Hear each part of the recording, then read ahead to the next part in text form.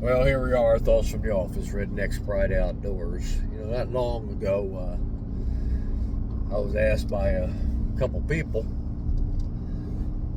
if I had any stories or adventures about the trap lines from years gone by.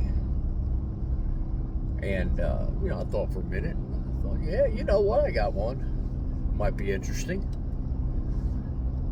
Probably 6, 7, maybe more people there. And I said, probably go back to about 1979, 80, 81, somewhere in that time frame. I was trapping raccoons on a stream, and this stream must have been a pretty good stream at one point, because the banks was probably 4 or 5 foot, and in the middle was maybe a foot, 2 foot of water in some places. But there was this one spot that there was a hole in the stream, and this stream was probably 12, 15 foot wide, and this hole probably was 4 foot-ish deep, but it was one of these types of holes that it dropped straight off it down into this hole, okay? And there was a little ledge right along that side of that stream that the raccoons was walking. So I put in a pocket set, and this is back in our foothold days, and I put in a pocket set, and I can't remember if I put in a nice sized turkey there. Can't remember if I put in probably a 1.5 coil, okay, in a pocket set. And I set it up, and I had a long wire to get down, for the raccoon to get down into that deep water there.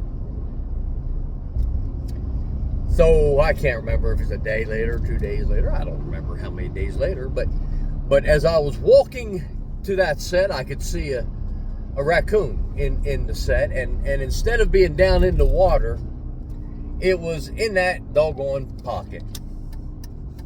And as the closer I got, I could see that it was just a small little raccoon. I mean, just little. And I'm thinking, I'm just gonna turn this thing loose. So I get up, I'm looking at this raccoon, and it's small. So I think, I'm just gonna reach down like I have so many times, and I'll just grab this sucker by the nape of the neck, and he's small enough, I'll pull him out, take the trap off him. Off you go. Well, I reached down and I grabbed that little raccoon, and I grabbed a tiger. Man, I tell you what, he come out of that hole. I got him in my hand, and when he come out so fast, he slipped out of my hand, and now he's literally on my thigh and my hip boots. I mean, he's gnawing on my hip boots. I mean, he's gnawing, and I can feel him biting. He's not getting through my hip boots, but I feel him biting, and he's starting to come up, and I got a Carhartt jacket on, and as he's starting to come up that jacket, he's coming up into here, and I grab him with both hands, trying not to get bit. So I got him by both hands, but I can't get him off my jacket, and he's crawling up. So he's in here, and I stood up. I was on my knees at that point, and then when I stood up and took a step back, because I had forgot all about that hole. And remember, I had the long wire on it.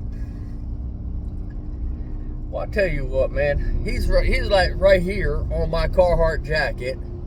I step back, and man, I just go flat out backwards, and down under that water I go. And it's cold, but I ain't worried about the cold at this point. And that old raccoon is on me, and I can distinctly remembering, if I can't set up here, this is going to be bad. I'm going to die in this stupid hole with a raccoon on my chest. I got to think of something. About this time in this story, I just stopped talking, and I'm looking, and because I noticed everybody is like glued into my story. And I just stopped talking.